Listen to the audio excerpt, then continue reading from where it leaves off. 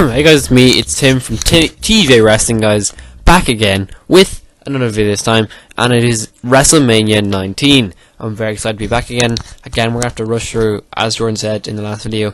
Basically, we're flying through these Wrestlemanias because we only have like less than 7 days left to do these. So basically, it's at least 2 a day. Of course, we're probably going to get more than 2 a day up. So forgive me, I've not watched the entire WrestleMania. I've watched most of it, the main matches, and the other ones I'm just going to not really give me much of a opinion on because I haven't really reviewed them all. But let's get into it without further ado because it's a great show, so let's get into it. This one was the tagline Dare to Dream. It was a theme song, Crack Addict, by Limp Bizkit. Limp Bizkit actually performed the show for Undertaker, which is a cool little fact there, performing Rollin' for the American Badass. This show was live in Seattle, Washington, in the Sofeco field. Sorry if I'm pronouncing that wrong. In front of an audience of 54,000 people on March 30th, 2003, and marked a point in the Attitude Era. The end of the Attitude Era. It was kind of like near the beginning of the Ruthless Aggression Era, probably the second WrestleMania of the Ruthless Aggression Era. Fun facts before we start off the show.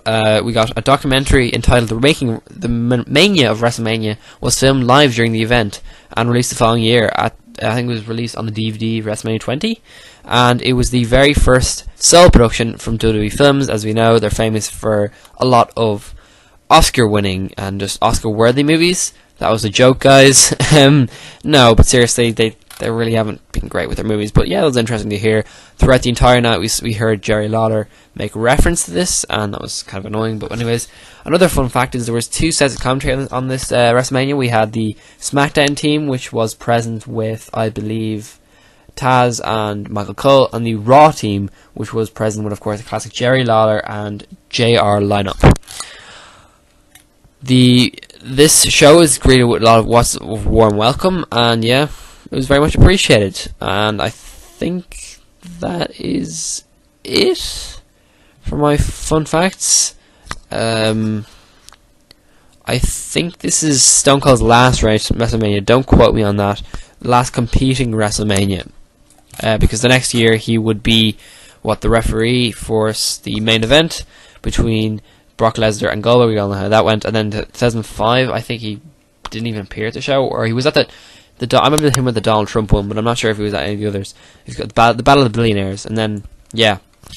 So yeah, I think after this he just had guest roles. So yeah, this is kind of an emotional farewell for him, I guess.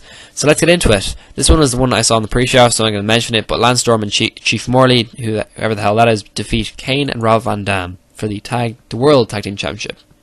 Next match on the main card, Matt Hardy with Shannon Moore against Rey Mysterio.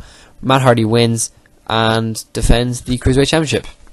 Third match of the night is a handicap match as The Undertaker takes on the Streak on the 11th match of the streak against Big Show and A-Train. Of course, Undertaker wins in quite a crap match, in my opinion. Not a very good match, guys. Some random celebrity got involved and helped Undertaker win. It kind of marred the match a bit for me because Undertaker should have got the clean win on this. There's no need for that guy to get involved. And the fact that there's going to be a tag team match, completely ridiculous, guys. Completely ridiculous. Should have just been a one-on-one, preferably with Undertaker and Big Show. Fourth match tonight, Trish Stratus defeats Victoria and Jazz and becomes the new Women's Championship. Deservedly gets the title. Well done. Next match is Team Angle, Shelton Benjamin and Charlie Haas. Don't know why they're Team Angle, but whatever. Against Los Guerreros and Chris Benoit and Rhino in a triple threat tag team match, and they defend and keep the WWE Tag Team Championship. Sixth match of the night, a very, very enjoyable match, quite a workhorse match on the show. It's Chris Jericho against Shawn Michaels. Very nice, all over the place, all over the ring kind of thing, outside the ring, kind of, that sort of like really athletic kind of like workhorse match, I would say. It's usually what they'd have at the Intercontinental Championship. There's no championship on the line here. There wasn't need to be a championship on the line. I guess this was a great match for Shawn Michaels, bringing over a young Chris Jericho, and Shawn Michaels wins, which it didn't really put anyone down because it was such a great match. So fair play. Maybe Chris Jericho could have won, but whatever. Moving on, Triple H against Booker T. I didn't really see this match, so I can't say much, but Triple H basically defended it and won the World and kept the World Heavyweight Championship. What I've heard, this is a pretty decent match, so yeah, there's that. The 8th match was between Mr. McMahon and Hulk Hogan, apparently 20 years in the making. That was what it said on the network description, on the WWE Network. Again, my fingers are up for inverted commas there. It was a street fight, and there was a lot of bloodshed in this match. And yeah, it was a decent match. Hulk Hogan gets the win.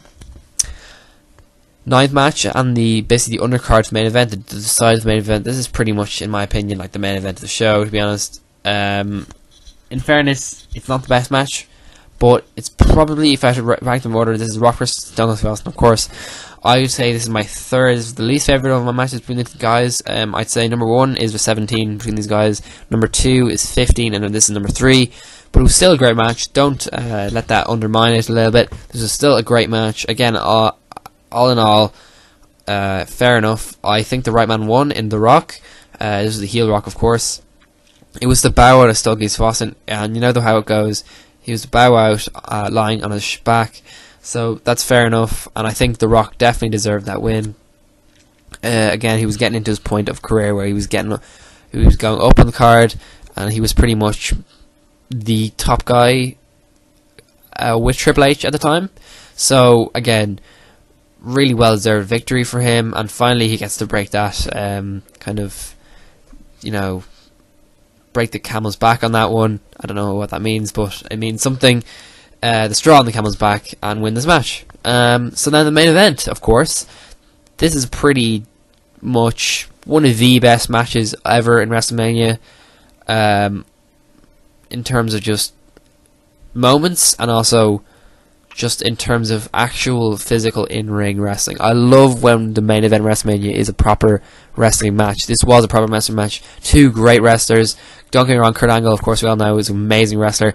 And Brock Lesnar sometimes a little bit underappreciated in the ring, because we all know he's this tough SOB. He likes to get things done, but he also likes to have just perfect matches in the ring, and this was no different. It was for the WWE Championship, and it was if Angle was kind of disqualified, he would lose the title. And basically what happened is Brock Lesnar won.